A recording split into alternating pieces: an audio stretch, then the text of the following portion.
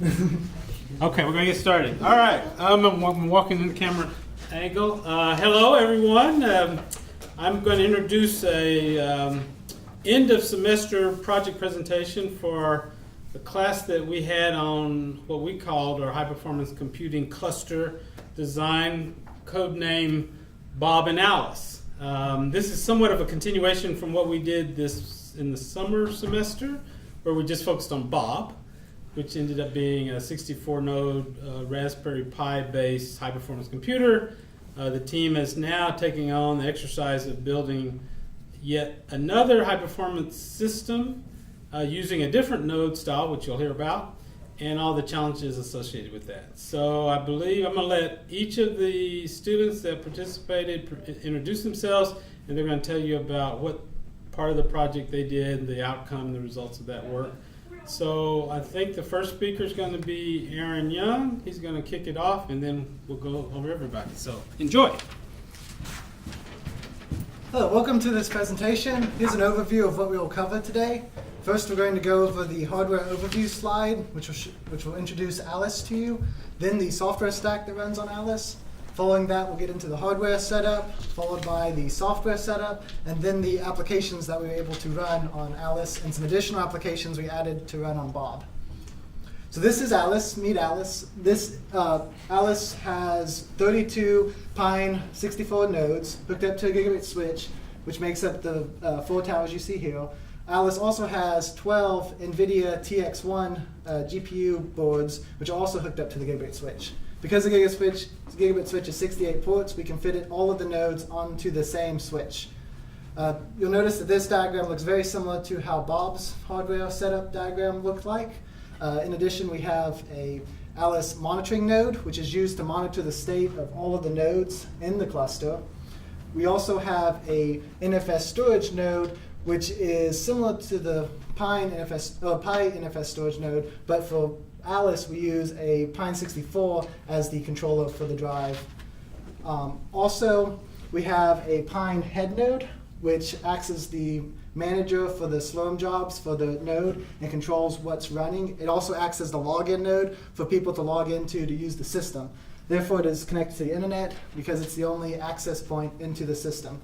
When we initially setting up Alice, we wanted to set up the groundwork so that if at some point we want to connect Alice to Bob to have a larger heterogeneous cluster, we'd have the framework in place. For that end, we have a pseudo Bob head node, which plays the role of the head node on the Bob cluster, so that if we wanted to hook them together, we could just connect the two switches together, and the Bob head node would be removed, and the real Bob head node would be used. We also have a fan and reset controller for the cluster. This will control the fan speeds cooling the cluster, and it's also used to provide reset signals to the Pine boards if we have any trouble bringing them online. Wow. So this is the software stack. One of the biggest challenges with the Alice and Bob combo is that the hardware layer is different between the different devices. We have a Raspberry Pi, which is used on the Bob cluster, Pine 64s, which make up the compute nodes for the Alice cluster, and the Nividia TX1 boards, which are also in the Alice cluster. To further complicate this, each of the boards uses a different operating system. The Raspberry Pis use Raspbian, which is a 32-bit ARM operating system. The Pine 64s use Debian, 64-bit version, and the Nividia TX1s use a 64-bit Ubuntu operating system. The cluster management layer is much the same as it was on Bob. We use Slurm to launch the jobs throughout the cluster. Ansible is used to configure all the setup of the cluster. LDAP's used for accounts and setting up user accounts and managing groups. And then the monitor GUI service also runs, which is used to monitor the loads and the temperatures of the cluster. For the file system on Alice, we have NFS, which is the shared drive across the cluster, and it also serves as the home directory for users' files. We also have specialized programming tools, which are separate for the Raspberry Pi and the Pine 64s, as it is for the Nividia TX1s. We had trouble figuring out a unified layer here for the tools, so we ended up having to break it up into tools that are on half of the cluster, and then tools that are more specially compiled and specialized for the GPUs. So we have MPI CH2 for the Raspberry Pis and the Pine 64s, and OpenMPI with the CUDA plugins and CUDA installed for the Nividia TX1s. And we'll get more into why the specialization was needed in later slides. We also have a common programming tools layer, which includes compilers for the code, OpenCV for image processing, MPI for Python, which is a Python wrapper for MPI, TensorFlow, and OpenBLAS. So some noticeable differences in setup as far as the Ansible layer is from how Bob was initially set up is that the Ansible playbooks now have group parameters, a different group for each of the base hardware devices, so that if there's any varying configuration between the different nodes, you can now handle that by limiting which group a play will run on. I also have a vault, which is used to store password-sensitive information, which is encrypted so that we can keep the password information stored, but it's not accessible. We also have an inventory system that we're using. We use inventory files now instead of having just a host file, which allows us to easily switch the Ansible from the Alice configuration and the Bob configuration to specify which nodes are used. So this is basically an overview of the software stack and what's running on the cluster. Up next, Jordan's going to talk about the enclosure. Oh, good. You got a picture of it, at least. Hello, I'm Jordan Sanjid, the electrical engineer. Did he get a haircut? Yes. Wow, you I did it- and your beard's on? Wow. I did it just for this I'm presentation. impressed. And Thanksgiving, my mom told me to. Oh, okay. So, All right, well, I'm glad she had some influence. so the enclosure that we went with was inspired directly from Bob over the summer. We really liked the rack on casters. It's very heavy duty. And the rack shelves that we could put in there. The main difference between Alice's enclosure and Bob's enclosure is Bob, we made the custom plexiglass cases for the units, but in this case, we elected not to do that. For two reasons. One, it was a lot of work with not a whole lot of benefit, and two, you allow more airflow around the Pine 64s, which do get considerably hotter in operation than the Raspberry Pis. And another big improvement is we put 12-volt fans in there rather than the 5-volt USBs, which have a far superior airflow and can be controlled by PWM. So now I want to review what the daughter card is for the power monitoring that we did. Because the Pine 64 has a port called the Pi 2, which is exactly the same as the Raspberry Pi's GPIO port, we were able to reuse the daughter card without any huge modifications. So what the daughter card does is it provides us a way to monitor the power coming into each individual node. And this is a sample circuit of how we elected to do that. This is a high side current sense technique. So you have a very, very small shunt resistor in between the supply and the load, which would be the Pine 64 or the Raspberry Pi. We chose a 10 milliohm resistor here, and as the current goes through, it generates a voltage drop across it, and this differential amplifier takes that, amplifies it to where a processor could read that information. So here's the schematic of the daughter card. We put it right on the USB coming in. Then we have our shunt resistor, our controller. We selected the Texas Instruments INA 219 because it incorporates an ADC. So it takes the analog to digital signal from the analog signal from the diff amp, converts it to a digital signal, and then has an I2C interface so we can communicate with the overall system that way. The oversight that we had between the Raspberry Pi and the Pine 64 is we did not define the states of the SDA and the SCL for the I2C. So we needed to add a pull-up resistor to do that, because for some reason the Raspberry Pi masked that error, but the Pine 64 did not, and we had a lot of problems initially with using it. So what I did was I took all of them and just put little itty bitty resistors in between the pins of the SCL and SDA and connected them to 5 volts. And it was very time consuming and required exact precision. And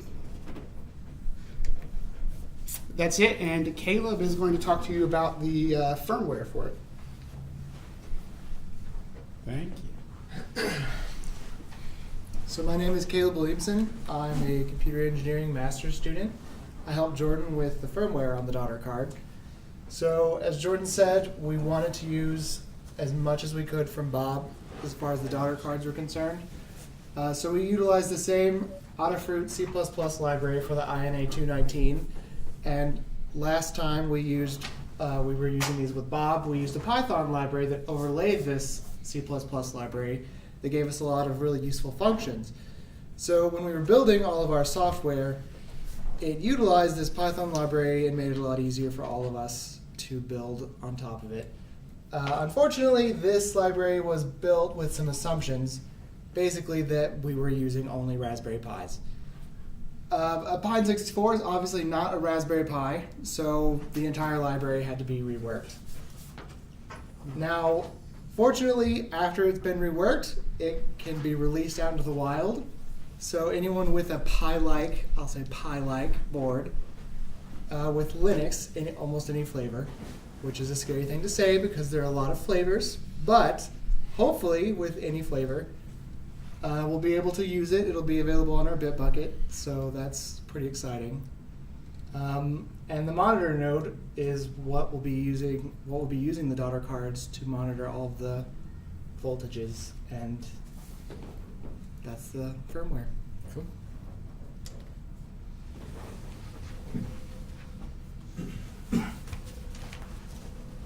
Okay. My name is Aaron Young. I'm a computer engineering master's student.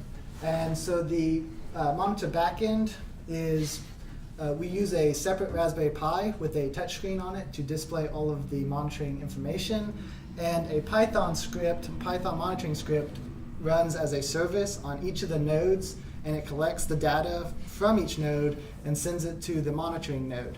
Each node will send its temperature, CPU load, CPU frequency, and the SoC core voltage. The nodes that have a daughter card hooked up to them will additionally send the supply current and the supply voltage. All of this data is sent from the individual nodes via UDP to the main monitoring node, where it is then put into a comma-separated value spreadsheet. And then from the spreadsheet, it can be read by the monitoring GUI to display all the information to the users. So here's the monitoring GUI. This is the main page. From it, you can choose which node you're interested in looking at. And once you select the node, it'll show all of that node's information on the page. It also has drop-downs so that you can choose different parameters that you care about, such as which node is using the max, has the max CPU temperature, if you're concerned about one of the nodes overheating. You can also look and see which node is running the coldest, and also different frequency information for the cluster. One of the coolest features about the GUI is if you click on the go to map, it shows the heat map of the entire cluster. So right now it's showing CPU load, and you can see that some of the pines are working harder than the other pines. The head node typically is usually under more load than all the other nodes. The GUI was part of the work from the previous Bob project, which Tahir worked on, and I went in and basically changed the labels and removed some columns so that it would still look good on the touch screen. So CPU load is measured from 0 to 4.0. Yeah, so CPU load comes straight from the Linux load level, and usually it's the load per core. So since all these devices have 4 cores, the scale of the CPU load is 0, which is none of the cores have any work to do, to 4, which means, well, above 4, which means every node is doing work.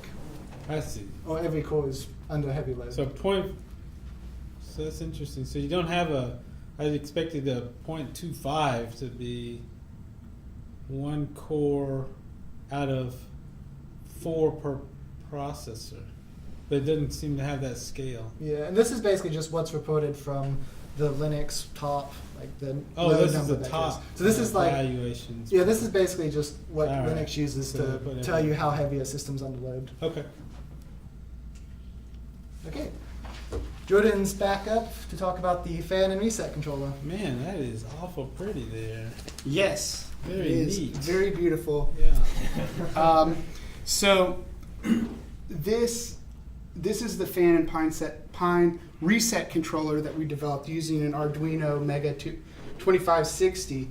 So the fans that we have are PWM controlled fans, and so we wanted to take the information from the monitor node and decide which zone needs a higher flow rate or a higher RPM at the fan. So the Arduino, this is the shield that we have created for it. It'll send a varied PWM, with that in mind, where do I need to cool down? So the software for this is still in development, but all of the electrical infrastructure exists for this. And another thing that we decided to do, kill 2 birds with one stone.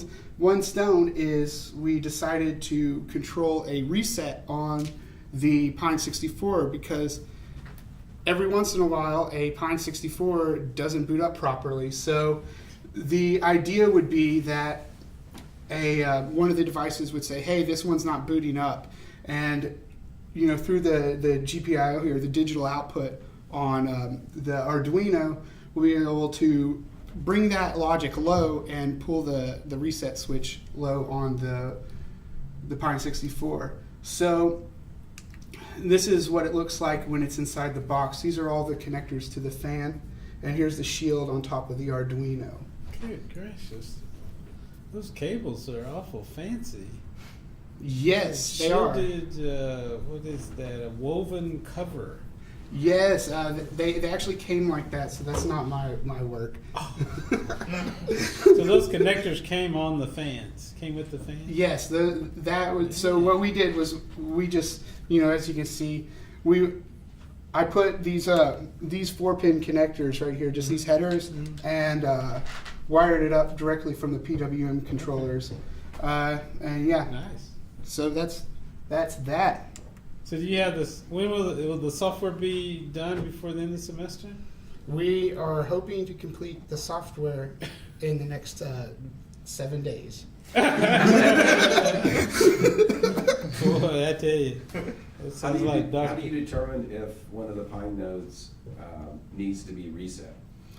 So, one way that I could think of right now is we have the monitor node, and you can see if there's if it's, what's the current it's drawing, what's the CPU usage, or what we've determined, is... Yeah, likely how we'll do it is we have Slowum, which monitors all the nodes anyways. So one of the commands you can give it is sinfo, which will report the status of all the nodes. So if the sinfo command reports that one of the nodes is down, we can use that information with a service in the background that will start the reset process for that node that's down.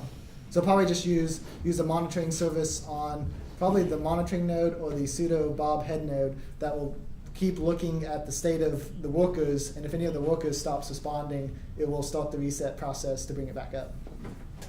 Yeah, we actually put that in primarily at power on to make sure, because that's when they weren't resetting, right? Yeah. So it was kind of a retry. So it could have been in the power on process. You would ping them and say, okay, you active? Are you active? And if not, okay, well, let's try it again and reset them at that point. So you could, I guess, also use it in the normal run state of the system by pinging the nodes. Are they active? Are they still running? If not, try a soft reset. If that doesn't work, hard reset with the command. How many times do you go through that iteration before you declare the node dead? We haven't. Well, none of the nodes are dead yet. It just takes a while for them to We've come never up. experienced a dead node. Okay. Yeah, they sometimes don't boot up right on first power up, and sometimes they kind of die while they're running. But that's so this would solve both.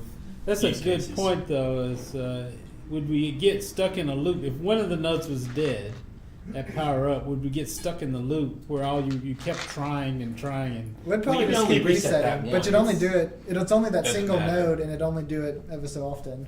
Oh, okay. So it wouldn't- So it it wouldn't- didn't hold up the rest of Right, the it wouldn't affect the startup. rest of the system because whatever node's in charge of the resetting, we're not going to like overburden it by doing the reset pulse. Okay. Yeah, They'll the- just keep resetting that single node that's giving the issue. What happens if your master node doesn't come up? So since the master node is also Pine 64, Mhm. that's why we wanted the reset logic on one of the Pi nodes because they seem more reliable and generally come up. We haven't had any of the similar issues with the Pi nodes. So that's why the Bob head node or the monitoring node, which is they're both Pis, Mhm. are going to be in charge of running the reset logic. Okay. Pine 64 issues. So that was Leads a good right in. tie-in. So we'll get to the rebooting issues as the second bullet point. So while we were working with the Pine 64s, since the Pine 64s are very much developmental board that's just been released recently as a Kickstarter, we encountered many issues while getting the system set up. The first of which is issues with the HDMI DVA display and using the onboard HDMI. So when you first got the Pine 64s in and programmed them and hooked them up to a monitor, nothing would be displayed on the screen. So we tried multiple different monitors to see if it was a monitor issue, and we discovered that when you're using an HDMI to DVI converter cable, which is what we had in the lab for all of our monitors, the monitor is unable to show anything on the screen. So whatever quality of the HDMI output that's sending, it's not good enough to allow for it to be converted and then displayed on the monitor. So in addition to that, we also noticed two other issues. The other is that sometimes the color would be off on the screen, and that is due to the Pine 64s want to output a YCBCR color values as opposed to RGB. So if you hook up the Pine 64 and you notice that all the colors are off, you need to go into the monitor settings and change what color scheme it's using to display the image. The other main issue we saw is with modern monitors, they're usually 1080p, and by default, the parameters for the U environment file on the Pine 64s use 720p. So when it would be displayed on the screen, it would be larger and the border would be cut off. So another step to setting up the Pine 64s is to go in and change the screen resolution so that it defaults to 1080. And this is done by commenting out the 720 resolution line inside of the U environment text file in the boot folder. So with those issues, we were able to display the Raspberry Pi screen correctly with the right color on monitors that have HDMI inputs and on some newer monitors that have DVI with the HDMI to DVI cable. But to guarantee that it'll show up, your best bet is to use an HDMI monitor that's newer, and you're more likely to have success in seeing the image. The other issue that we've already been discussing is the reboot issue. So if you have a Pine 64 board and you just sit there and cycle power on it, it doesn't come back all the time. And when you have a cluster made up of 32 Pine 64 nodes, every time you repower the system, it's likely that at least 5 nodes or so will be down. So that's why the rebooting logic with the Arduino is necessary, so that when you do a fresh power on and some of the nodes don't come up correctly, you can go into that resetting phase to keep trying until they do come up. And we haven't been able to find any correlation to what causes them to not come up. We tried things like Ethernet cable plugged in or not plugged in, HDMI plugged in or not plugged in. It didn't seem to make a difference. And there's no way of telling why it doesn't come up, because when it refuses to come up, the Ethernet doesn't get set up at all, and there's no information on the screen. And the log files also don't have any clues as to what's going on. So that brings us to the next issue, which is some networking discoveries. The first of which is that when we took all the Pines and hooked them up to the switch and tried to set up a network, we were unable to access any of the Pines. So then we just tried to go Pine to Pine, connecting them to see if they were able to communicate, and they were. But through looking at the settings, we discovered that each of the Pine 64s was assigned the same MAC address. So the MAC address of the Pine 64s is set in the same U environment text file I mentioned before that the resolution is set in. So when we were flashing the images for the Pine 64s, we now had to flash it, go in and change the resolution setting, and choose the MAC address to assign to the board so then we could make a network out of them. The next issue is that the Pine 64s are rated for a gigabit Ethernet. However, when you run the network at a gigabit and you ping the nodes, it drops the majority of the packets it sends. So there's a reliability issue with the network.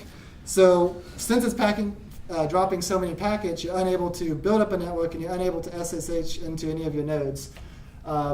What's interesting about that issue is different boards seem to be affected differently by this issue. So when trying to find what the issue was, I was trying different images of Linux to see if it was an image issue, but it ended up being related to the physical boards themselves, and some boards would have better Ethernet drop rates than others. So the temporary solution to this until somebody's able to determine why the networking has speed issues is to just run the network at a slower rate. So we have smart Ethernet switches, so we can go in and set what speed we want each port to run. So for each of the ports that have a Pine 64 connected to it, we're running it at 100 megabits, and the ports that have the Nividia boards hooked up to it, we're running at the gigabit rate. The next issue is software difficulties. And this is caused, again, by the Pine 64 software support just not being there completely. So we're using a Debian image that was developed for them. However, the software packages aren't all there, and some of the ones that are there have missing dependencies, so you can't use them. So that also means that any software we wanted to put onto the Pine 64 had to be installed from the source. So Slurm and MPICH all was now installed from the source code because the packages don't exist in the package repository. Also, we were having some difficulty with the version of GCC that was installed from the package manager, so we had to go in and install a newer version of GCC to be able to successfully compile the newer versions of the code that we wanted to run. Additional issues that we've been discovering is a cache issue. It appears that the L2 cache on the Pine 64s is not enabled for some reason, and that is also hurting performance badly. So this will get covered in more detail later in the presentation. We also noticed that while running HPL, if you're running with a larger set of nodes, then the residual calculation at the end would fail, which means that there was some mathematical error while it was calculating the matrix, which causes it to not get the right answer. Wow. So those are the issues we discovered and some of the workarounds that we've come up with as a team. And I feel we're being kind. Ship and pray. Okay, so the next investigation is the job pack investigation. So when we were initially working on this cluster, one of the goals we had was to be able to run the entire heterogeneous cluster as a single unit and run different codes on the different architecture types, but have them still communicate within the same COM world.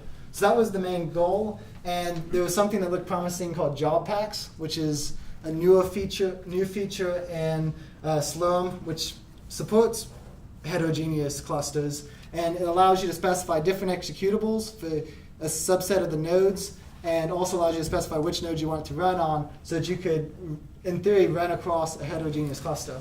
So the documentation I found on job packs was a presentation that said it, in theory, should be released in 16.5, which is great because 16 represents 2016 and 5 is May. So it should be released and new for when you're working on the class.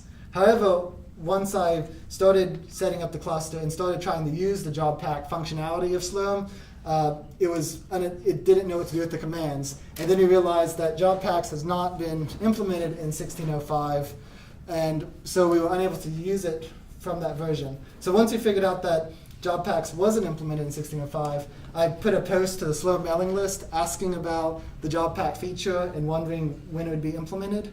And I got a response back from that there was a Slurm conference with the new presentation that said that job packs should be released in 1702, which is after the class is over because it's 2017. So from there, they do have pre-releases. So I went in and looked at the pre-releases for 1702 to see if they had already implemented the job pack feature, and they had not. So it is not in the current pre-release code. So from there, I noticed they have a Git repository since it's an open source project. So all of the Slurm code is in their Git repository. They have a branch which is called job packs. So I assume this is where they were implementing their job pack feature. So that was the next step to try, is to pull down the job pack branch and see if it would work.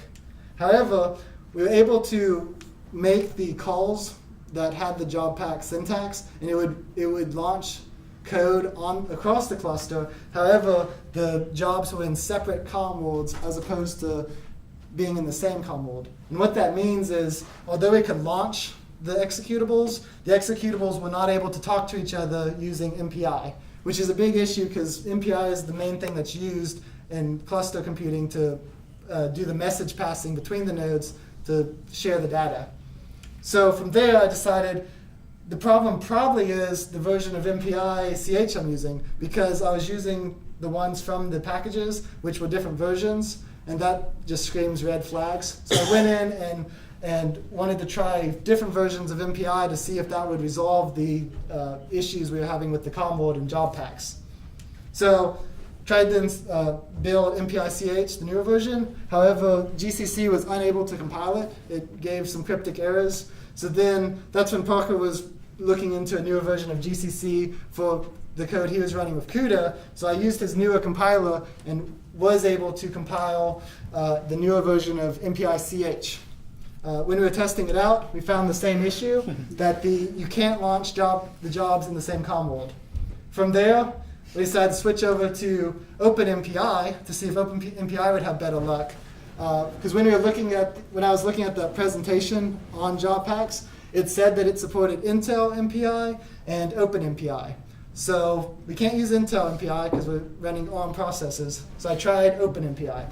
However, the same issue, the COM world, each job was in a separate COM world, which led to the conclusion that job packs are still under development. It's an experimental feature for Slurm, and trying to get it to work on an experimental platform is just not going to work yet. So from the flow, it was determined that we should postpone looking into job packs until it's a finished feature in maybe 1702, but it might get pushed back again before it's released. Oh, you're a quitter. Good job. That wore me out.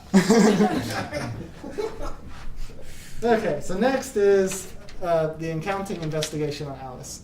So one of Slurm's features is storing information about runs, which is accounting information, which give you like a history of which jobs are run by who, allows you to select like permissions. So a certain user could only run the machine for 120 hours, per se, or you can set like levels of permissions.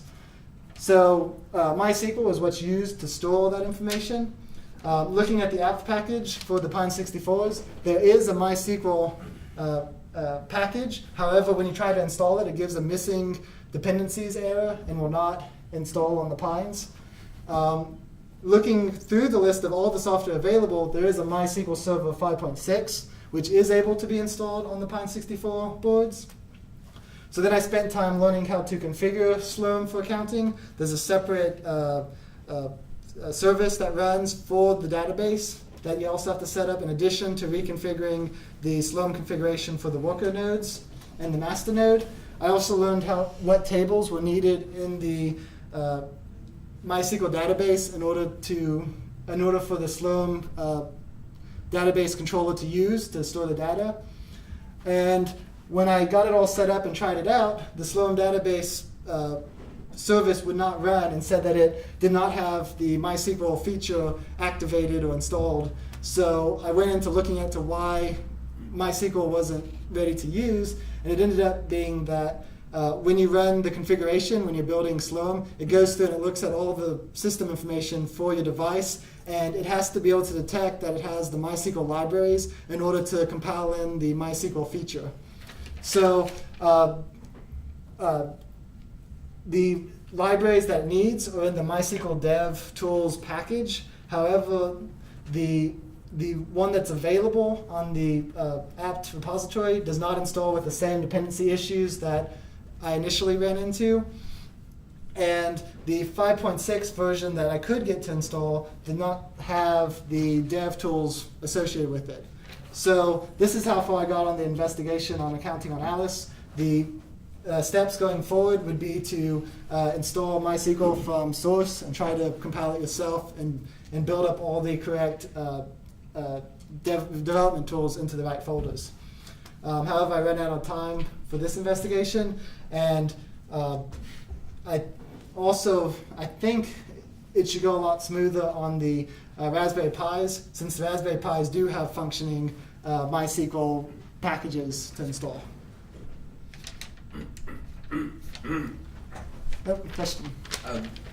Why use MySQL instead of, say, SQLite or something, Or Maria. or Okay, so there's a couple options for doing the accounting storage. You can store it in plain text files, which I thought a database would be more useful for size. And if you do it with the plain text, you lose a lot of the features that it provides. It does have some other options, but the MySQL is the recommended approach. So I decided to who recommended? Slurm. They give a list of all the possible supported databases. They recommend using MySQL, so that's what I've spent the most time focusing on. The other one, MySQL had the best documentation on how to set it up.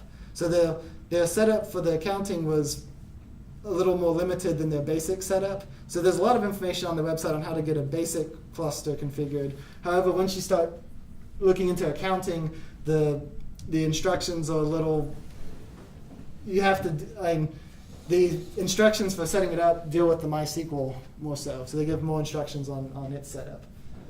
So I just haven't looked at Primarily a job control and cluster management. Did you look at other solutions out there? Because Slurm seems to be cutting edge, right? Yeah, when we initially started with Bob, we looked at other Slurm controllers. We looked at OpenSSI, Torque, PSSH, and some other tools. We wanted to stick with Slurm since that's what Bob was using, and the goal was to hopefully get them all to connect together.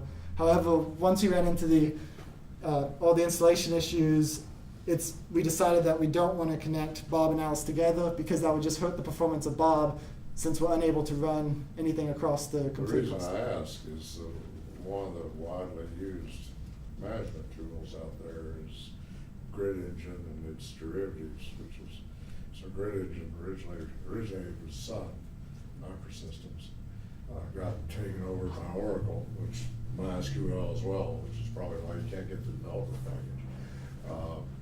But there are open source derivatives, not open source, but there's public license, so to speak, derivatives of Grid Engine.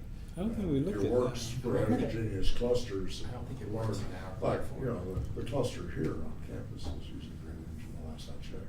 Okay, I think the version they're using, I looked into, and I'm not sure if I could find enough sources to install it. So I think there was a paid version I found, and we need the source code because you have to be able to build it. So Slurm's not the issue on the accounting though. Slurm Yeah, worked yeah, great We were on. running, so the previous slide, one of the previous slides, the problem was the package is not available, right, under Slurm. Because they're saying 2017. For job packs. Yeah, job. Well, job packs just hasn't been implemented yet. So Right, but you have the job scheduling and monitoring capability under something, one of the One of the derivatives others. Grid Engine already. So just grab the source and compile it. That's fair. I don't know that Grid Engine supports this, does it? I'm not sure. Supports what?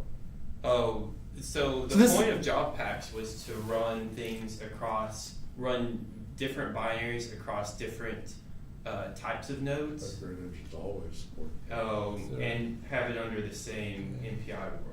Yeah, we didn't I look don't at know. grid engine that much. I think the I reason don't. they're using Slurm here is because they use Slurm on Bob. Yeah. And they picked Slurm on Bob. It turns out it worked great for what we did this summer. We didn't have a hiccup hardly at all with Slurm.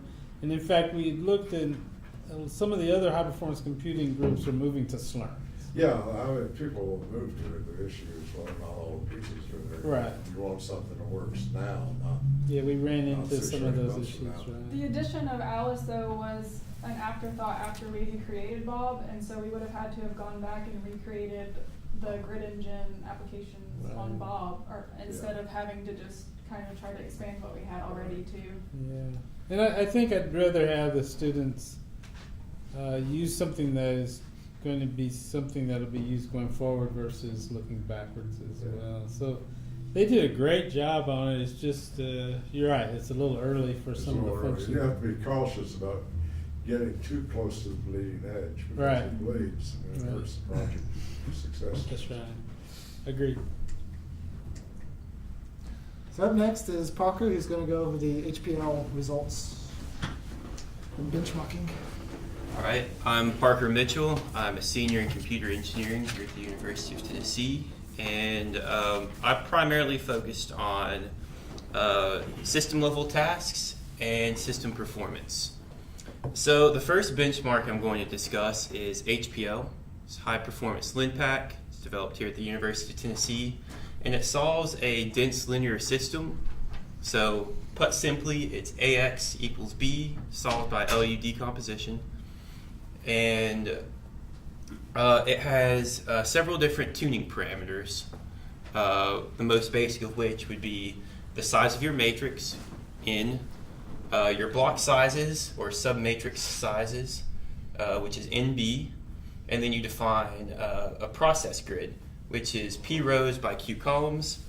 So this picture here is from the NetLib website where they published HPL, and it kind of just shows how a large matrix is divided up into submatrices and distributed. So back to the issues with the Pine 64, I noticed that the performance had some very strange characteristics. We had dealt with a very similar processor with the Raspberry Pi 3. It was a similar clock speed, quad-core, Cortex A53 processor. So I thought I knew kind of what to expect. However, with the Pine 64, you can see with this chart, I've plotted block size on the x-axis and performance in gigaflops on the y-axis for a single node. And it slowly increases in performance from block size of 16 all the way to where it reaches its peak here, which is a block size of 48. And then it has a slow decline here until the block size of 64, and then it falls off a cliff. So this struck me as odd because with the Raspberry Pi, our best block size was kind of in this range here, between 100 and 128 typically. So thinking about it, this actually appears to be a memory hierarchy issue. So further analysis shows that the processor that we're using has a 32 kilobyte L1 cache, which conveniently corresponds to 64 by 64 double precision floating point numbers. So once it grows larger than the L1 cache, it should then go to the L2 cache, which is how the Raspberry Pi 3 worked. However, it seems that the L2 cache is not functioning properly, and it's potentially somehow disabled because we have this massive performance penalty once we move beyond the size of the L1 cache. And this has some very, very serious effects on the performance of HPL, because with HPL you typically want to move to as big of a block size as you can get and still be kind of in your peak performance band, because your data grows quadratically because it's a matrix. But since you're doing things like matrix multiplication, which are cubic operations, you want to push your block size to be bigger so you can cover up communication cost. So you can see kind of how that affected scaling. This blue line here represents the Pine 64s, and the red line represents Bob. So these are very, very similar CPUs, but yet the scaling is vastly different. And I think it's due to the parameters used and the L2 cache issues. So did you verify that it was an L2 cache, or is that our speculation? That's our current speculation. Aaron was looking into the bootloader firmware, and he found that there are some flags which can enable or disable L2 cache, and the boot firmware that we're using might just be misconfigured from the compilation step. I don't know. Okay. Our current hypothesis is that it's a memory hierarchy issue because it has all the telltale signs. Yep. Of such an issue. Well, you should also mention that the processing clock rate on the Pines is almost double. It's 2 gigahertz, right? Versus No, they're both running at the same clock They're speed. both running 1.2. Yeah, they're both running just under 1.2 gigahertz. Okay. And they have the same architecture. The only difference is the Pine 64s are running in ARM v8 mode with ARC64 support. So they're running 64-bit, which in theory could have some positive implications on performance because they modified how the floating point math and how the vector unit worked at like the instruction level, which should actually give potentially better performance. But instead, we're left with this. It'd be interesting to see what the blue curve looked like if you're running the 32-bit kernel. Yeah. To rule out whether it's a 32-bit or 64-bit kernel. Yeah, and so the TX1s are using a 64-bit kernel, and they actually perform really, really well. Oh, sure. There you're using a GPU. Right? No. This plot here is the CPU performance. Yeah, so it's running 2 gigahertz. Yeah, it's running I believe 1.7. Oh, it's 1.7. Yeah. So you weren't able to do a 12-node part of the... No. We did. This is focused on the Pine 64. This is just here for perspective. Okay. I'll get to it in a moment. Okay. So the scaling here, if you see at the low sizes, they're actually fairly similar. The Pine 64 was slower by about 20% on a single node. Again, just run-on effects of what I was discussing earlier. But the scaling is severely impacted because with the Pis, we were running at a block size of around 100, which means it covered up more communication cost, so it achieved better scaling. Is the processor 4 complete cores, or Yes. is it sharing resources between cores? It's 4 distinct cores. Other than the memory? Sure. Other than the memory. Mm-hmm. Yeah, no, they are 4 distinct cores in this case, but that would cause some performance implications. Moving on to the TX1s, I've kept the Bob line here for perspective, but I've capped it at 16 nodes, so it doesn't stretch the graph too much. The Nividia TX1s exhibited great performance. At a single node, we're getting about just over 17 gigaflops, just CPU only for this. And the scaling, because it's using gigabit Ethernet, is much better.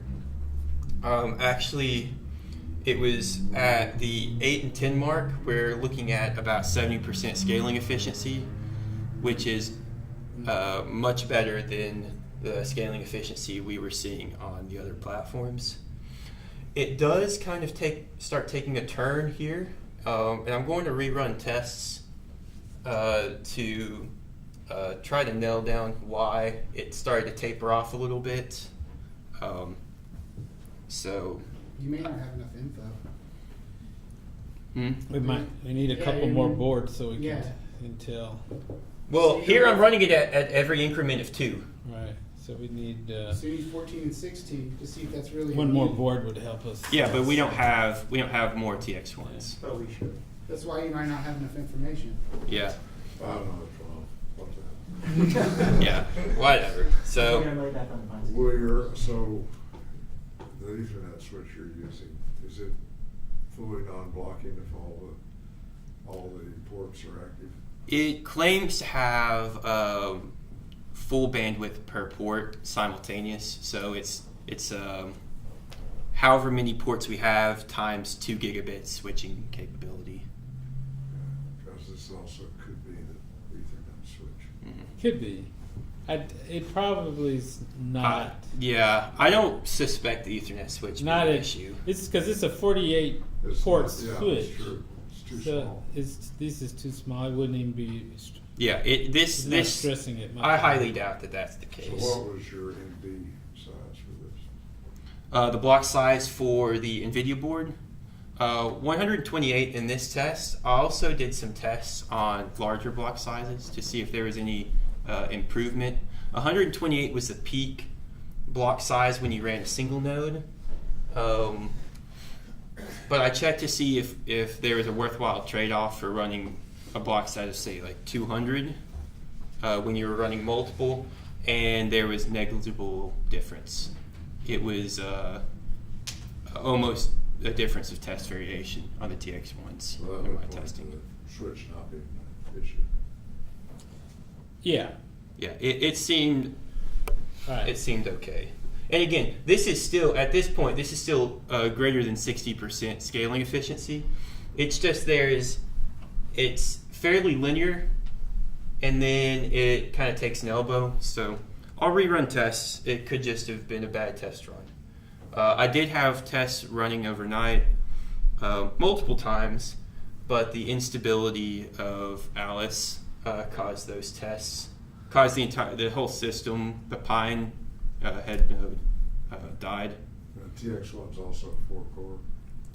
Yeah, so the TX1s are actually, they're two, in the chip, there's several different computing clusters. There's 2 quad-core processors, which one of them will be running at any given time. There is a quad-core Cortex A53 efficiency cluster, and then there's a quad-core Cortex A57 performance cluster, and it does cluster migration between the two. It's a part of the ARM Big Little platform. For testing, everything was running strictly on the high performance cluster, and I disabled cluster migration between the two to ensure that we would get consistent performance results.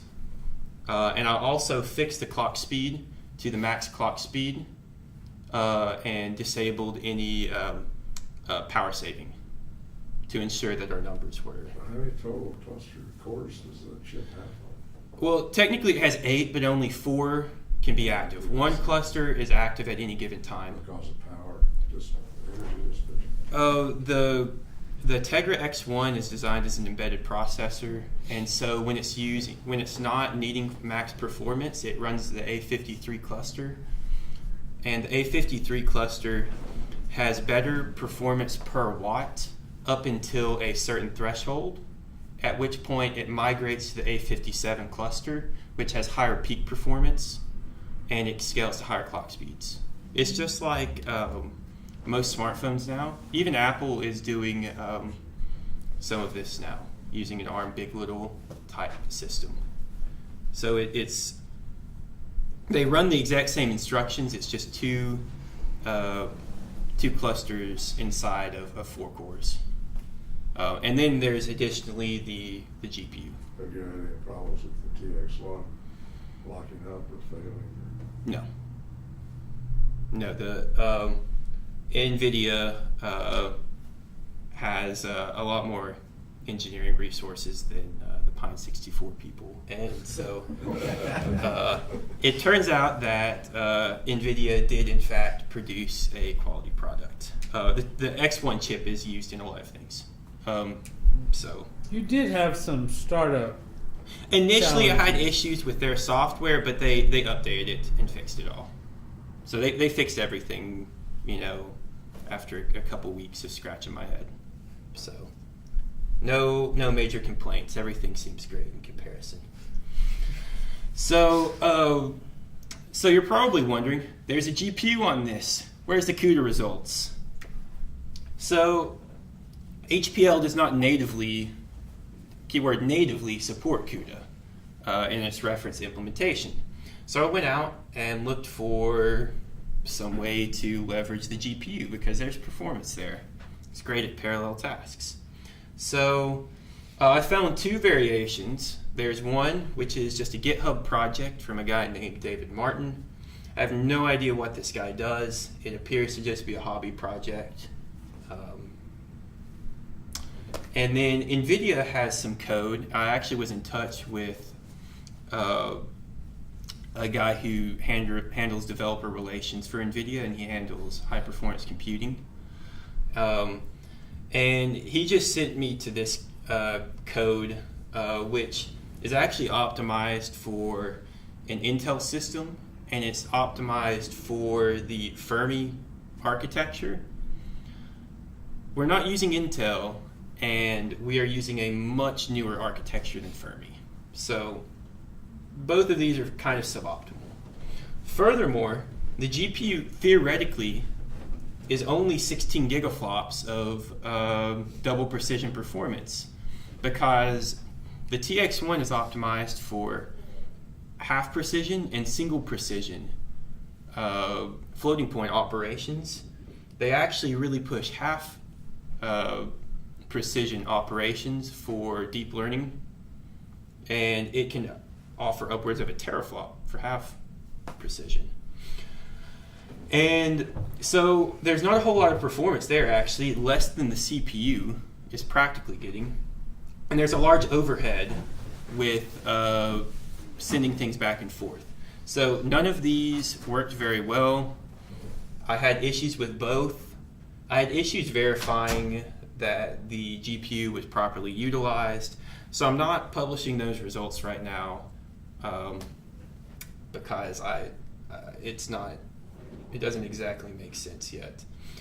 Some future goals, which we obviously can't do this semester, but doing a version of HPL which does zero copy memory, because the X1 has the CPU and GPU addressing the same physical memory, we can do zero copy memory, which means that the same memory region, the same memory pointer, is accessible by the GPU and CPU, and so there's no reason for you to copy, 500 megabytes of memory from one RAM chip to another RAM chip on the same stick of RAM. So that would be a big optimization. And also, single precision HPL would actually be able to demonstrate this performance, but HPL is natively a double precision benchmark. So if we had single precision HPL, we could perhaps see multiple teraflops across the cluster. So performance summary, the Pine 64 had poor scaling due to block size and networking. We're currently only getting 47 gigaflops at 29% scaling efficiency with 32 nodes, which is not good. My laptop can do about that with just a single dual core processor. But the TX1s had great CPU performance for being an ARM processor. We're getting 131 gigaflops at 61% scaling efficiency, and that's only with 12 nodes. And just to put it all into perspective, Bob was almost at 150 gigaflops, but it was 37% scaling efficiency. So lower scaling efficiency, but it was using more nodes, and Bob only had 100 megabit Ethernet. Moving on, The other key benchmark that we wanted to utilize is HPCG, which is high performance conjugate gradient. And so whereas HPL uses dense matrices, HPCG uses a sparse matrix representation to perform an iterative conjugate gradient method to solve the same AX equals B type equation. HPCG is intended to provide more of a lower bound of application performance than an upper bound. So HPL, you're looking at peak performance. HPCG is more like a realistic performance. So again, just like with HPL, we've got our chart. Blue is the Pine 64s, orange is the TX1, and red is Bob. So Bob actually performed pretty well on HPCG. The Pines did not. The Pines had poor scaling, and they had lower single node performance in HPCG, which is not terribly surprising because HPCG has a high emphasis on memory performance. And if, in fact, the L2 cache is not working correctly, there are severe implications for this specific application. Some people have said that the reference implementation of HPCG almost reduces to a stream benchmark because it is so intensive on the memory usage and memory bandwidth. So that's what we're seeing, is poor performance. But the TX1s are faster than Bob on a per node basis. However, the gap between the TX1s and the Raspberry Pi 3s is much smaller in this benchmark. It's probably, my hypothesis is that the advantages of the TX1, like having out of order execution and various optimizations like that in the A57 cluster, those are probably not of much use in this benchmark. And what we're seeing here is that the system memory is a little bit faster on the TX1 and the CPU clock rate is a little faster on the TX1. And that's probably what's accounting for the difference, as well as gigabit Ethernet. You're still seeing 50%, so it's not tiny. Well, on It's a not per, double. yeah, but it's actually a much lower margin than what we saw in HPL. Yeah. A much lower margin. Because HPL is massive difference. I mean, triple Yep. difference. So, quick recap again on HPCG. Pine 64s had poor scaling. They could not even achieve a gigaflop. And only 41.5% scaling efficiency, which is very poor in HPCG. But in a sense, it's a better showing than HPL because it achieved 1.7% of its HPL. So, I mean, it's kind of just bad in both. Right. And the Nividia TX1 performs somewhat better than Bob, but that margin is less so than in HPL. It achieved a little less than 1.5 gigaflops at 87% scaling efficiency, and that's only 1.1% of the peak HPL performance. So typically, you're going to see 1 to possibly 5% of your HPL performance in HPCG, and this is definitely at the low end of that number. And then for reference, Bob actually did pretty well on HPCG, all things considered, just over 5 gigaflops, 94.5% scaling efficiency, and it gets 3.4% of its peak HPL numbers. And this is on the reference HPCG implementation. So that's generally a reasonable number. Then just a few notes again on the TX1. Just to kind of recap all of the performance that we talked about. The GPU is really not good for double precision. You want to use half or single precision, and you want to use highly parallel tasks. Keeping in mind it is only one SM, So for people who've done CUDA programming, some graphics cards may be several SMs, but this is only one SM. It's a small unit, and it's a Maxwell derivative architecture that has enhanced half precision performance. So it's something to be mindful of. It's a little bit different than programming for a GPU, say on the Newton cluster. You should utilize the fact that the GPU and CPU are on the same chip and they're accessing the same memory, and so you should treat it as such. Most of the time you have a CUDA device that has CUDA memory, and you have a system processor that has your system RAM, and you have to copy back and forth over the PCIe bus. There's no reason and there's no sense in doing that here, so you need to rewrite your programs to take advantage of this functionality, and this actually can give you better performance than having a discrete card anyway, for all things considered. And MPI can then just directly access the memory, and so it also helps.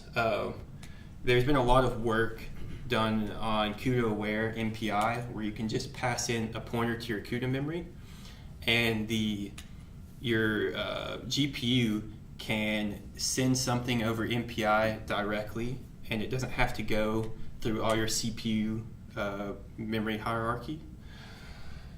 And in this case, it's even better because you don't even have to think about it. There is no PCIe that you're considering because everything's in the same memory. So it really feels like it could be a good platform for development. And next we will have Elias talking about his facial recognition. So what I'm going to do is I'm going to end this portion on this video and start up a second video. So we'll have to give them, it looks like you're about a little over halfway given the number of charts. And we spent about an hour. So let's end this section of the presentation and tell everybody that's interested in watching this section of the presentation to go to 2 of 2, which will start up immediately. So let me stop this and we'll